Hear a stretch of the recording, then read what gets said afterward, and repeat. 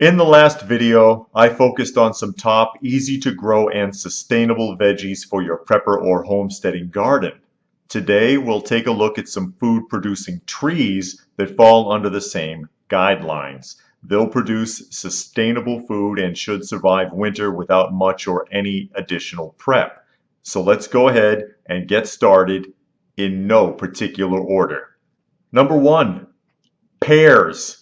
Pears are often overlooked, I think, as a fruit-bearing tree. Very reliable and can be eaten directly, canned, or made into jelly. And once these trees get well rooted, they can produce quite a bit. Number two, pecans. A very reliable source of vitamins and minerals. These can be eaten right out of the shell. They don't have to be cooked, and they typically drop in the fall, so it works out well for storage and use during winter months. Number three, figs.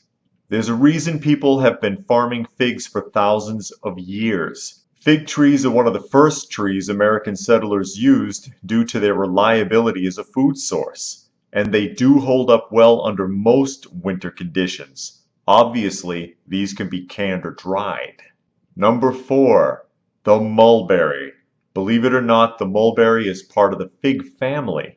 The mulberry is another durable tree that can grow quite large, actually, and provide a great quantity of fruit for your family.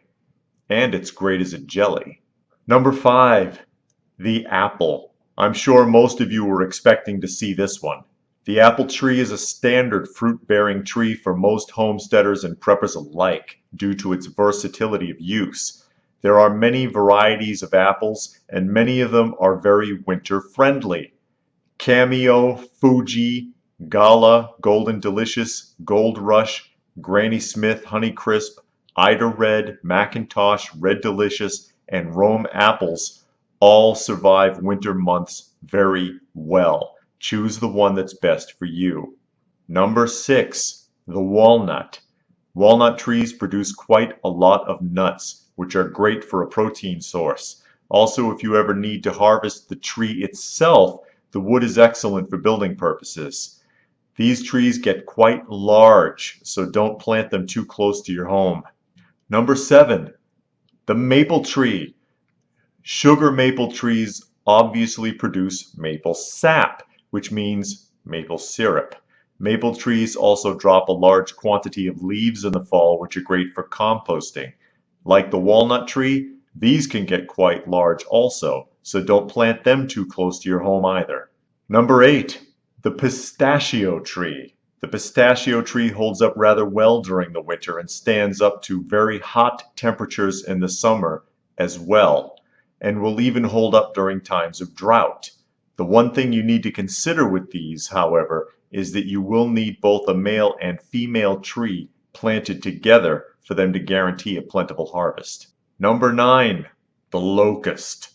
Not the insect, the plant. More specifically, the honey locust produces edible pods, which are high in nutritional value and composts well due to very high nitrogen levels in the plant. It is also a fairly fast-growing tree. The beans, when ground, can be a coffee substitute, and the pulp can be fermented into an alcohol. No, not the drinking kind. Don't drink that alcohol. And that brings us to number 10, the American plum. The American plum is a stone fruit producer that is very hardy in winter, so should not take as much work as, say, a peach tree to maintain for freezing temperatures. Eat it right off the branch, can it, or make it into a wine. And if you've been watching this channel long enough, you know I always try to squeeze in one more. Call it number 11 if you will, the jujube. Here's one many of you may not have heard of. This is a tree that produces a berry-like fruit that you can make preserves with, and is an extremely resilient tree that can withstand considerable differences in temperature. Now, there are some trees I did not mention that some of you may be wondering about. Those would be citrus trees such as orange and lemon, certain types of stone fruits, and the olive tree, which should be planted only if you are in a region that will not fall below freezing temperatures, as these temperatures could kill the tree. And that just defeats the purpose of planting them for a harvest. Also note that the trees mentioned in this list have varying levels of tolerance, so be sure to read up on each one individually before you go planting them if you are in an extreme winter area, as special care may still be needed for some of them. So I hope you found this list helpful. If you have anything you would like to add to the list, please feel free to post it in the comment section down below. It could be helpful to your fellow preppers. It could be helpful to me. You never know. Remember to give this video a thumbs up, share it if you can, subscribe if you are new, and do check out some of the other videos on this channel. If you would like to tip the channel, there are links for that down below. Every little bit helps, and I sure do appreciate it. Lord knows YouTube doesn't. And that being said, stay frosty, folks, and thanks for watching.